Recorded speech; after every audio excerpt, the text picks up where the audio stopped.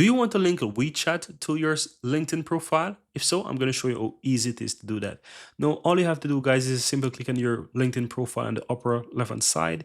And from here, click in contact info right below your user details or your profile info here. You will see your address and your contact info. Click on that. Then from here, you want to click on the pencil icon on the upper right and scroll down a bit to where you'll find instant messaging.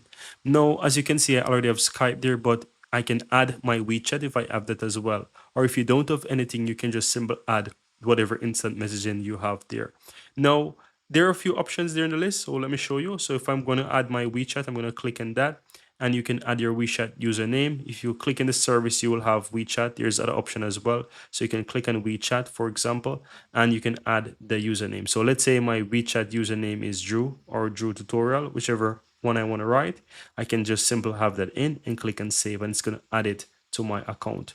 Now, all you have to do to be able to see it is just simply refresh that page, and you will be able to see those details available. So if I click on contact info again, I will be able to see that under the instant messaging. So you want to scroll on a bit where it says I am, and you will see that it's there now. And that's it, guys. Very easy and very simple.